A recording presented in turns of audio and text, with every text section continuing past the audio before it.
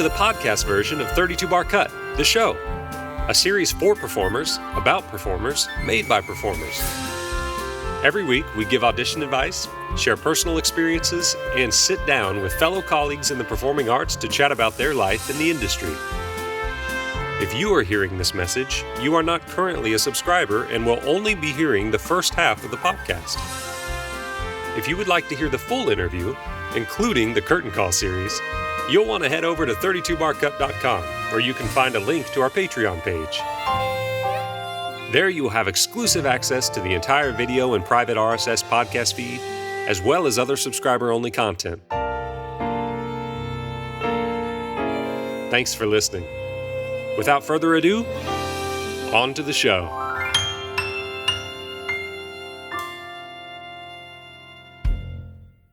Today on 32 Bar Cut the Show, we are sitting down with Michael James Scott. Welcome to the show, Michael James Scott. Yes! Come on now. 32 bar. Yeah. I love it. First of all, can we talk about the intro song? Come on. Austin wrote that. I love it. Is that you on the top soprano? Yes. Absolutely. I recognize that voice. We have done a medley of sorts, it seems, during this crazy pandemic, and you're always on the top living your I was like, oh, excuse me. It's awesome. I love it. Oh my gosh, I'm so glad you love it.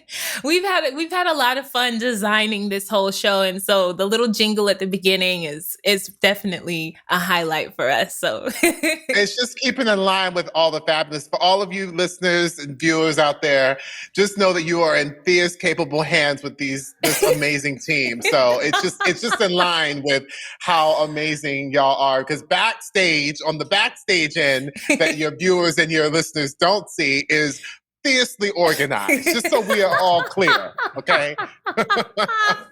I'm just putting that out there. Just a little shout out. I know I'm putting you on the spot, but I'm just telling everybody what the real tea is going on because it's amazing. So I love it. Look, whenever I'm having a bad day, I'm about to call you up because you're going to make me feel amazing. So how have you been? How are you doing? How are you navigating? How are you doing? Oh my gosh. The after 2020, the year of the pivot, I call it. I mean, how am I? I am well, all things considered. I think that I still to this day am in like a, what's the word? Of numbness to all of it, because it still feels so, I am in reality of it, but it still feels so crazy and so distant from what we were ever wanting to imagine for ourselves, for our lives, for our community, for our world, and all the things that it's still hard for me to wrap my head around, even almost a year into. It's still hard for me to wrap my brain around it. However, I am grateful that I am healthy. I am grateful that my husband is healthy. I am grateful that we are together, that the family is together. Like literally all the basic necessities, like when you strip it down and it's like water and sleep, you know what I mean? Like all of the sort of like that sort of thing is all good. And I am, as I've said a couple of times, but at the beginning of this, I had a big conversation with a very dear friend of mine, and she said, we have to breathe through the uncomfortableness, like this idea of breathing through the uncomfortableness of it all. And that has been in my head this whole time, which is sort of like breathing through it, that it is okay, like allowing myself to be okay with the ups and the downs, and like that it is very normal, like this unnatural for what we are going through. Well, I guess it is natural because it would be a natural progression of like, in terms of like viruses and pandemics in the world. Like, I didn't expect it to happen during our lifetime. Well, you never expect it to happen to you, right? You're like, I don't expect the rapture to come along, any day now. Right. But now maybe, hey, I don't know. But now I might, Jesus may come on He now. might Jesus is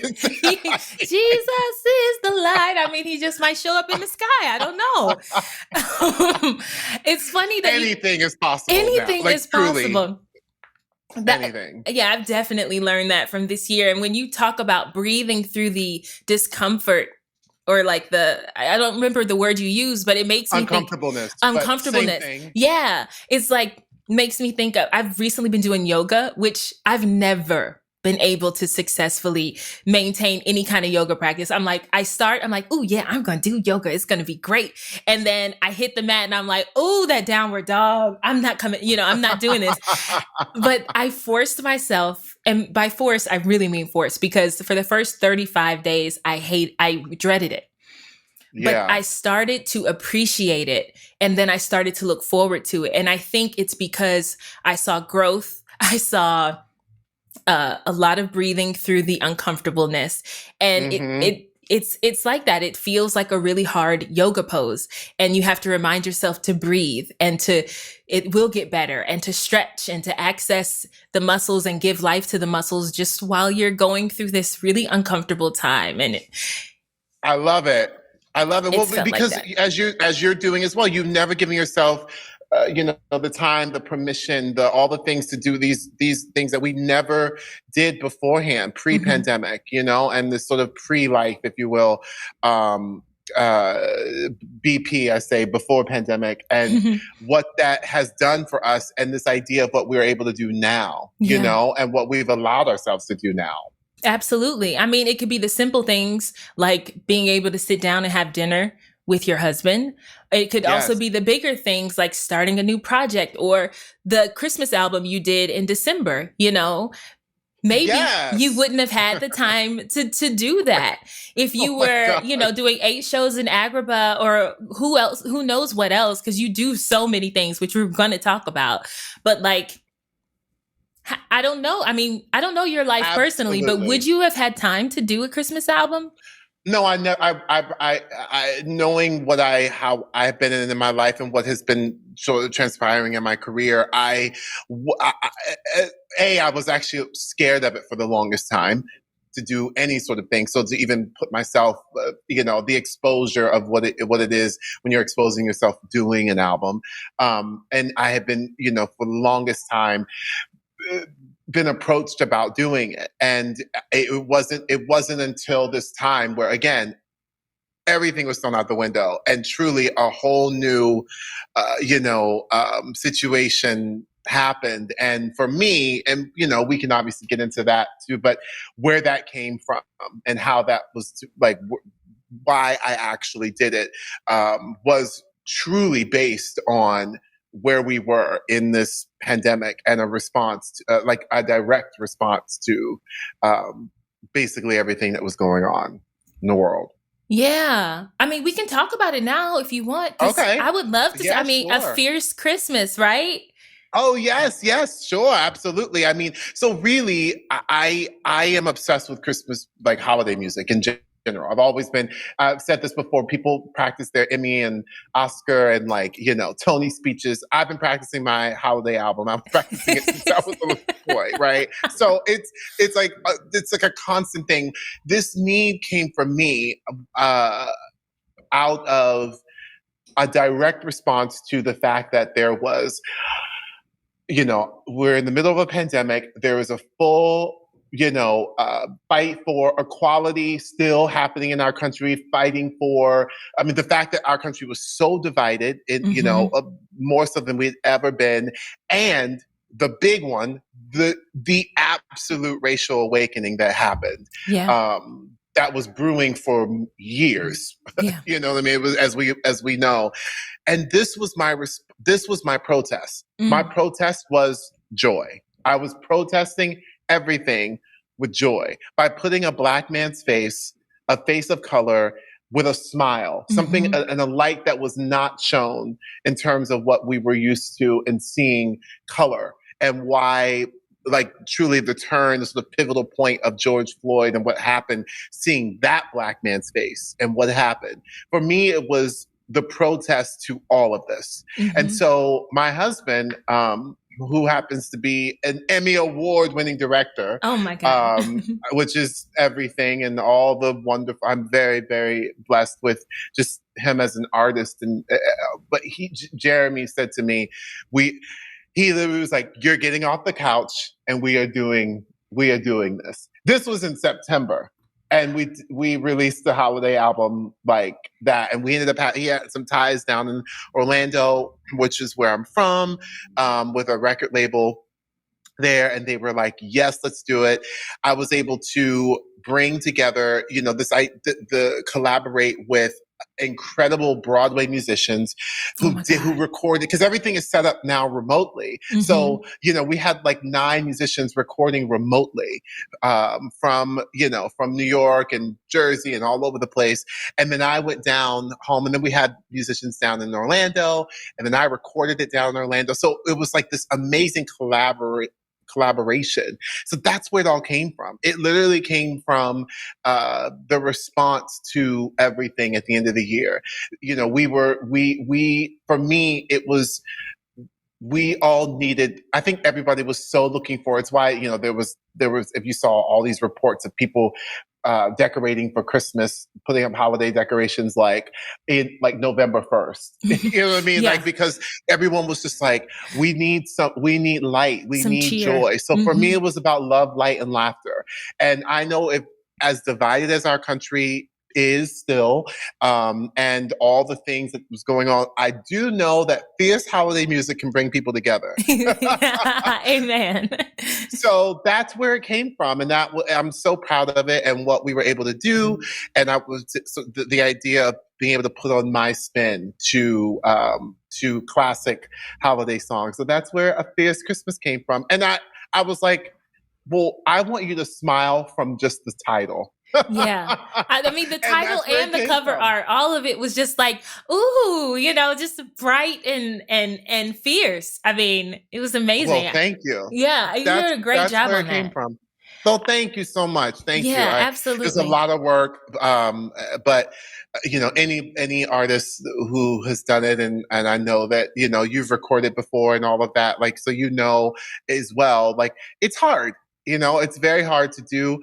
And it's a lot involved with publicity and you putting you out there, all the things. Yeah. But I tell you, at the end of last year, and from being able to just all the talking that I did on panels and all kinds of things about the BLM movement, and about being a person of color within the Broadway community, being a person of color who also is a part of the LGBTQ plus community.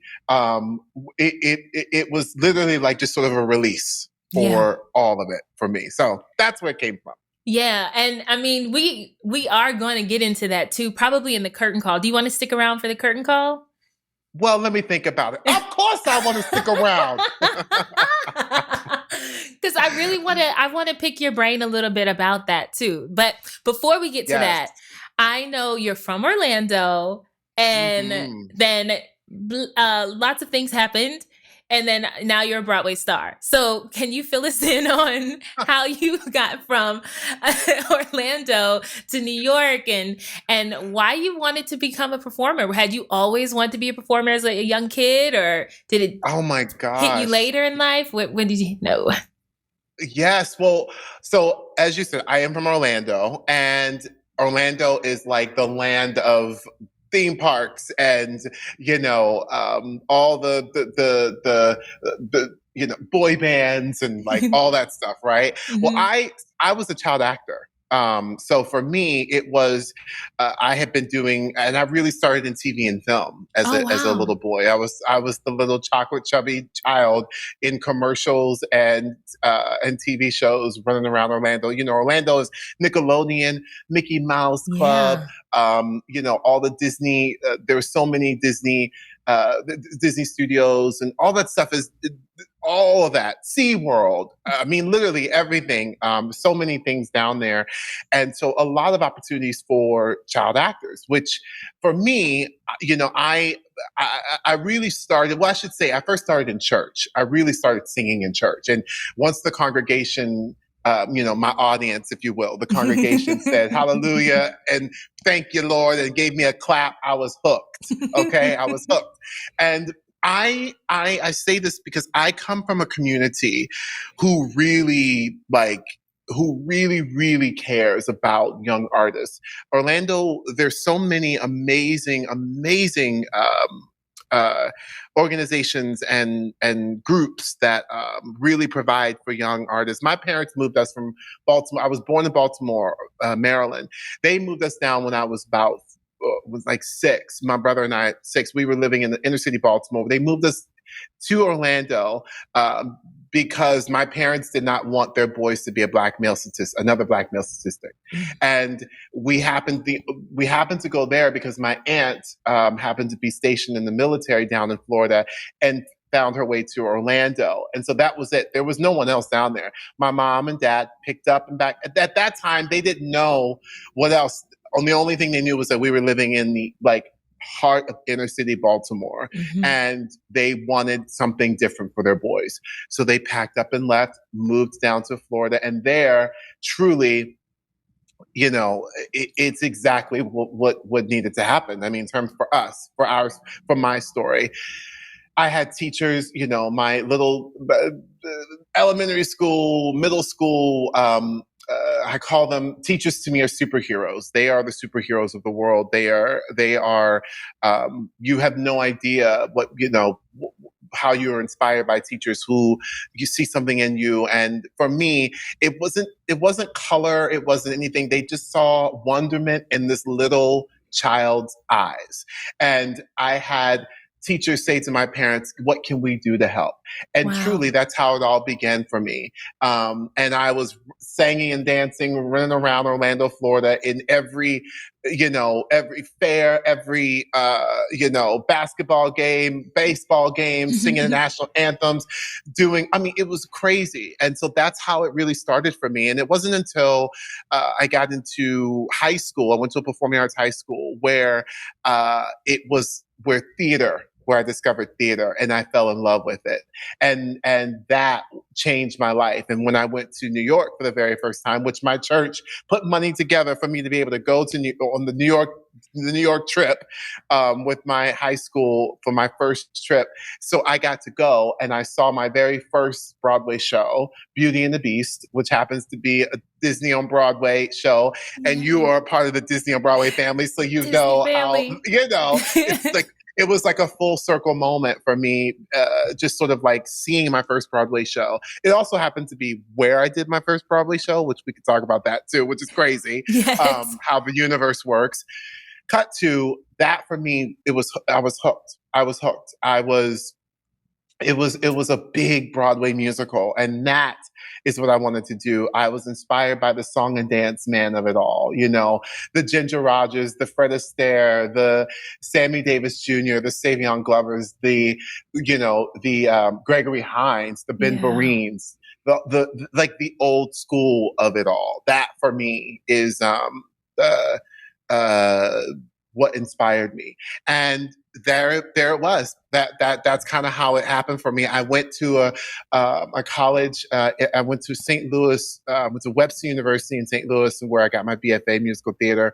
And that is truly, while I was there at my last end of my semester of my senior year, actually it was the middle of my senior year, I ended up getting the international tour of Fosse. Oh my gosh. And so it's crazy how that happened, which the insanity of that was that, I was graduating from this school, and they wanted, we were doing our showcase and all of that. And they hadn't had a black male graduate in I want to say number of years. And so it was a little political in terms of, they were like, we want you there. Like, and I get it, obviously and they invested in me, with scholarships and all the things. But ultimately, it was like, well, this is why I'm here, was to work. And ultimately it was amazing. They let it happen. And then I got my performance credit. I still had to do I had to do a religion class to finish up one thing. And I'm doing papers in the airports while I'm overseas. And my performance credit was the National Tour Fosse. So that the International Tour Fosse. That's how it all really started. And I started my career off as the standby for Ben Vereen in the International Tour Fosse.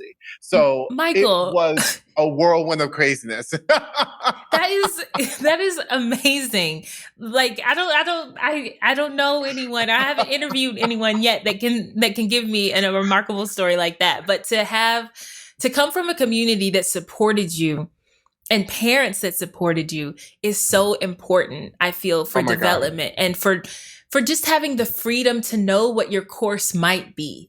And then just, you know what I mean? Like, it's not always the case that someone has the freedom to say, I want to try this. And then there's a support team to let them try it. Absolutely. Oh my gosh.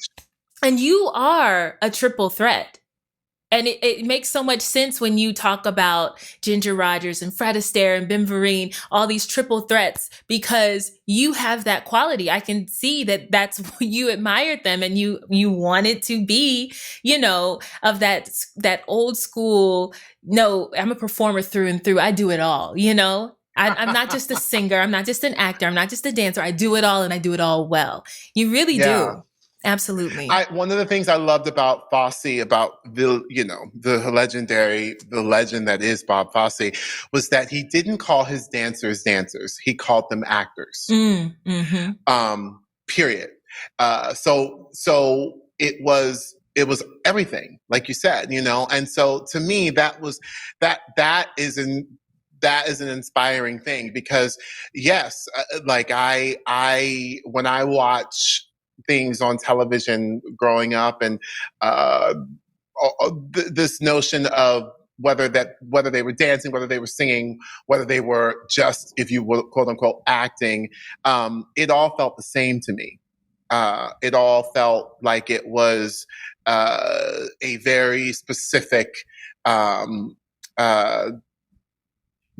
a specific genre in terms of it being the same under the umbrella of the same, and not differentiating from the two, and not putting yourself in a box, which is what for me had always been a thing in my career that I was about this idea of putting you in a box. So you're a dancer who moves, you're a singer who moves, you're an actor who dances, like any of that stuff was like, no. That's not a thing in my book. I don't think so at all. And in fact, I'm extremely sensitive to that, because I feel like there's no the stifling that you will put on yourself by putting yourself in any of those boxes, to me, does a disservice to you. That I agree with you. Actually, by you saying that, you are helping me, because I'm telling you, I came from a background in classical voice, and the most dancing. Right, 'cause you're on the top. Yes, I'm on the top. I'm on the top note. The most dancing I ever would have done would have been like, out in the club with my girlfriends or at a wedding. And so when I was asked to learn choreography, I always got really nervous, and I just was like, well, I'm not a dancer. I'm a singer, but I never felt that way about acting. I didn't go to school for acting. I did jobs, and I learned a little bit, and I took classes outside of a program, and it felt natural to me. And, but for some reason, there's so much training involved with dancing, but there's training involved with all the things that we do. But for some reason, I really put myself in a box, and you saying that, I think it's going to help me change my mind about it a bit. So I just wanted to point that out. Good. Hopefully whoever's listening and watching, you have saved them from years of putting themselves in a box too. Yeah. Well, I think again, if we were to put ourselves in a box, I think we would be doing the disservice of like what is possible for ourselves and and also something that you actually may enjoy, like there's something, even with the idea of feeling fearful by it, there actually may be just like you said about your yoga, and what you ended up, how it's become so wonderful for you. And you look forward to it. And I think that this, once we get ourselves out of our own box, we discover this amazing thing that we may not ever thought we had. I mean, that happened for me in many roles. There are a lot of roles that I've done where that has happened. Obviously, in the Genie, there's so much of that were insane aha moments for me about this idea of not being in a box, that I am like just so grateful for and thankful for. I actually do have some Genie questions, but before that, I need to know about your Broadway debut. I don't know a thing about it. I'm on your website, like, what is it? Tell me, what is this? I'm gonna have to ask him when we talk, because what is? Yes. Tell me the story. So my Broadway debut was in a show called All Shook Up, which was, like at this point, oh my gosh, like now close to almost 20 years, which is crazy. We're at like 17 years ago or something, which is just still blows my mind. But it was an original Broadway show. I got to be a part of an original Broadway company for my debut. And I was like one of, I think it was only 3 of us who were making our debuts in a company of like crazy Broadway folks, right? And so, I mean, just like like Broadway gypsies and Broadway regulars and Broadway favorites and people who were very, very well into the Broadway scene, stars and and everything in between. And so for me, I say this, always say this, like this idea of it is possible. I auditioned for my very first Broadway show from an open call. I was actually on I closed the first national tour of Mamma Mia. And we were in Boston at the time. And this was like during the summer months. I would take the Chinatown bus from Chinatown, Boston to Chinatown, New York at like 12:20 a.m. in the morning and get into New York about 3 in the morning.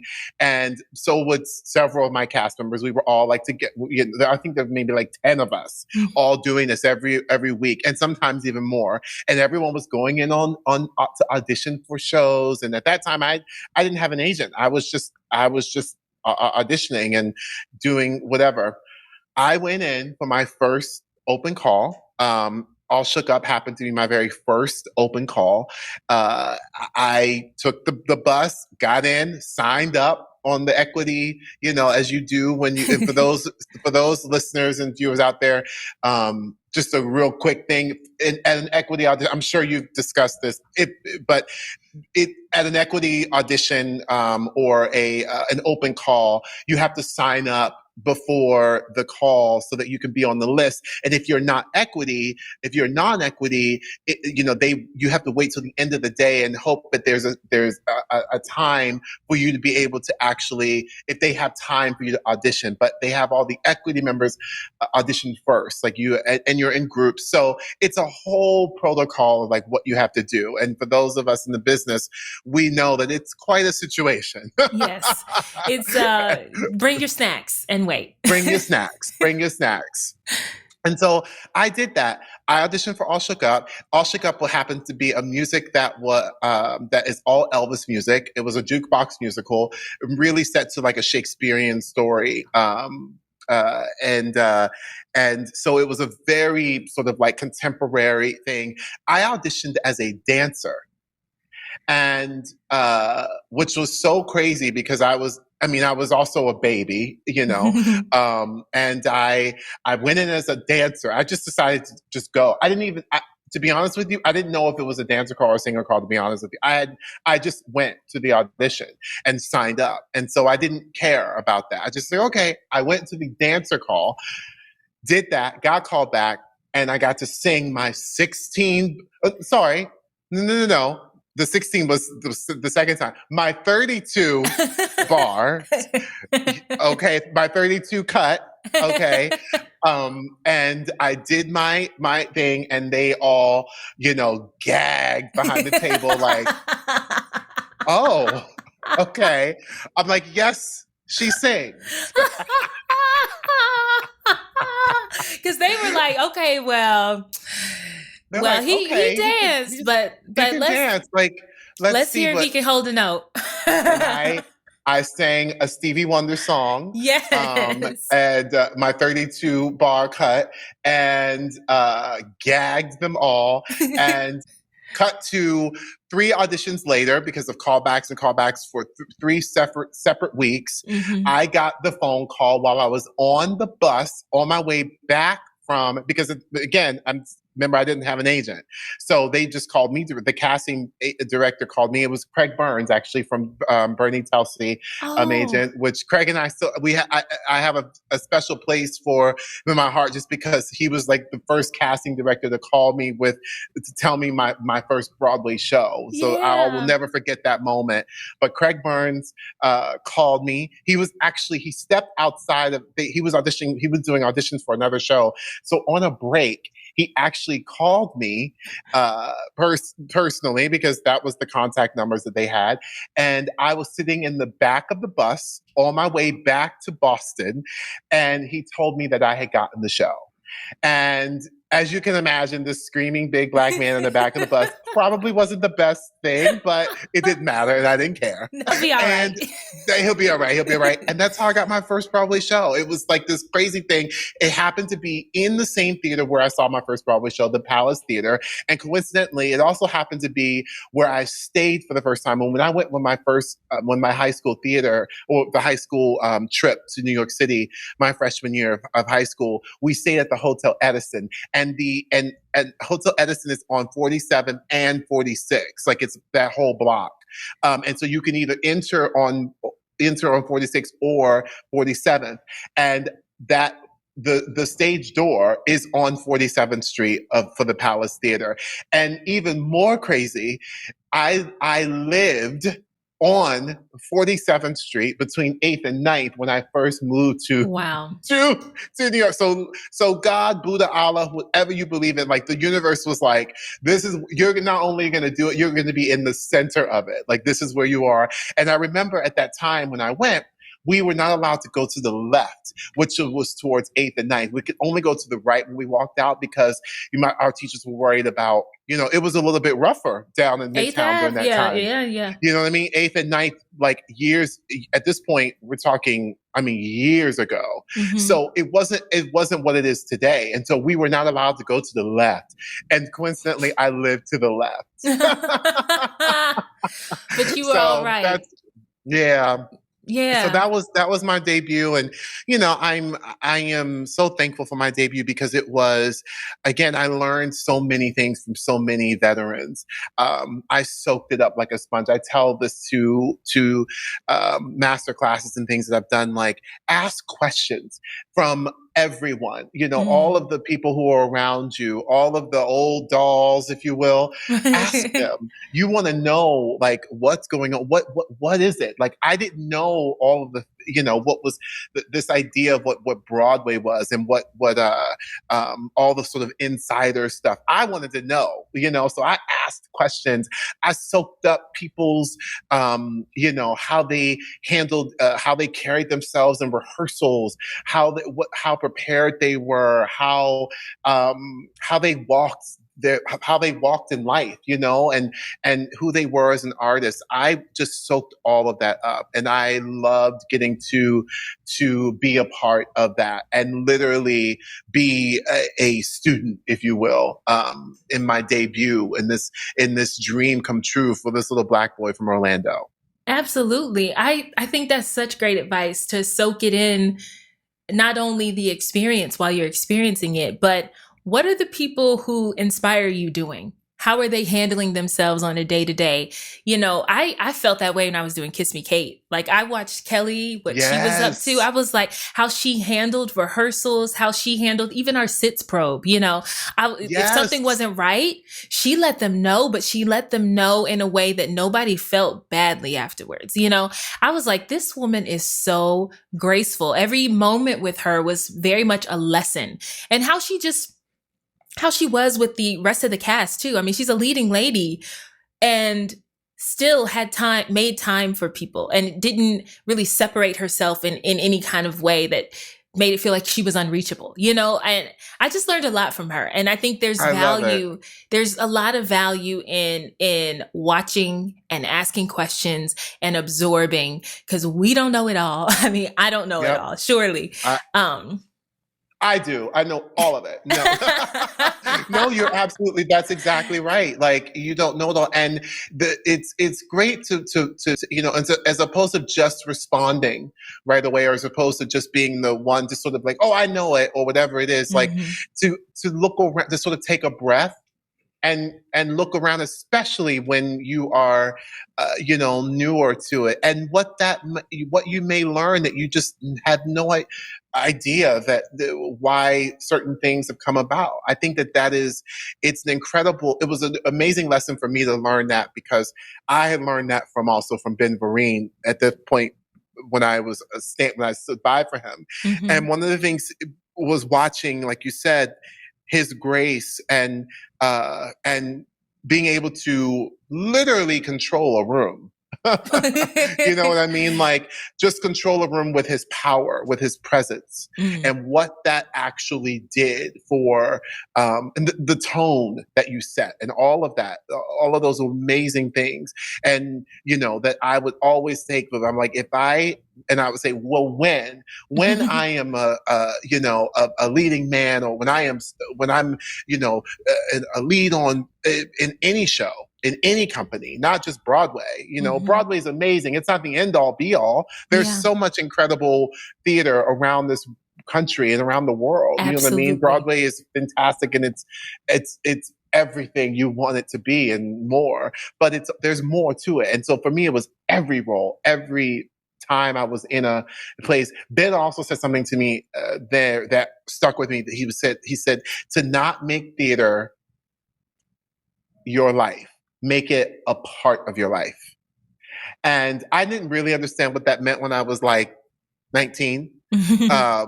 But now I'm so happy that and I had that in my head, you know, for many, and I still have many years. And it's a thing, you know, when Ben Vereen says, come, let's hang out. You go and you hang out, you know what I mean? Absolutely. Like you do it, you know, when he would have me come to the theater, like, you know, midday when no one was in the theater, and we would sit on the stage together in Paris. P.S. We were in Paris, France, at the Theater du Châtelet.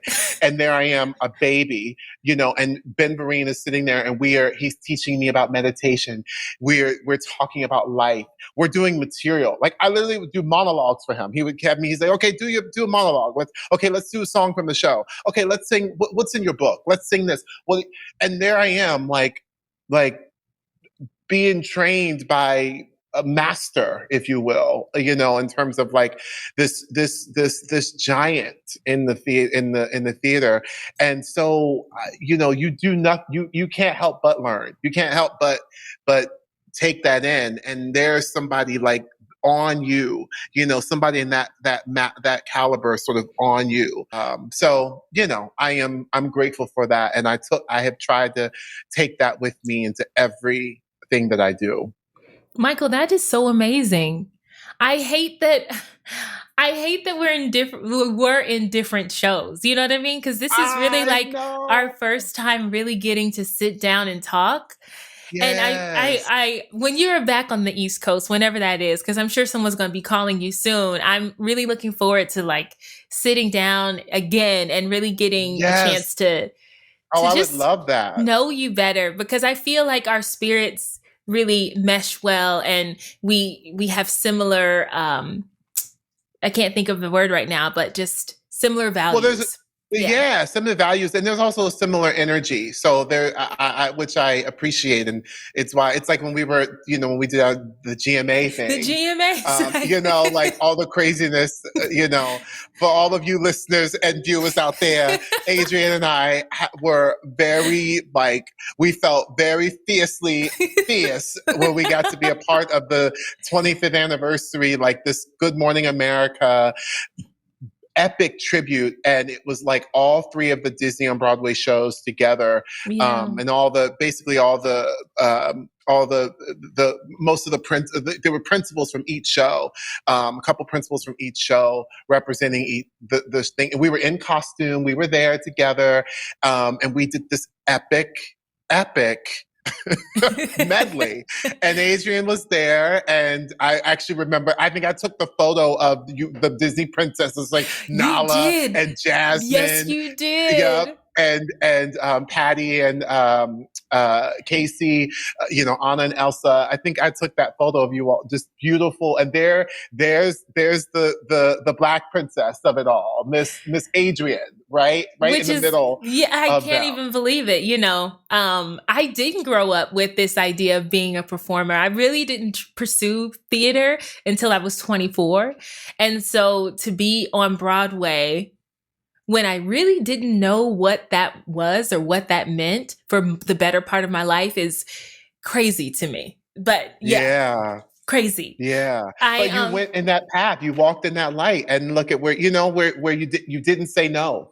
You said yes. And you stepped into the fear, and what that did for you and what that has done for you, I'm sure, is beyond what you could have even imagined for yourself. Absolutely. And so that's one. I mean, that is inspiring in itself. When you don't, I always find it's interesting. You somebody like me who I was a child actor. It was like this. I knew where I wanted to go. Like it was like Broadway, blah blah blah. Like by that time, it's amazing to sort of see someone like you, where you were doing the opera thing, or you were the classical music thing, and just sort of like how life got you to be Nala in The Lion King on Broadway. Like it's a wonderful, yummy, if you will. My friend says the adjective yummy for things. And I think it's such a great way of describing your, that idea, because it is so yummy and so inspiring and so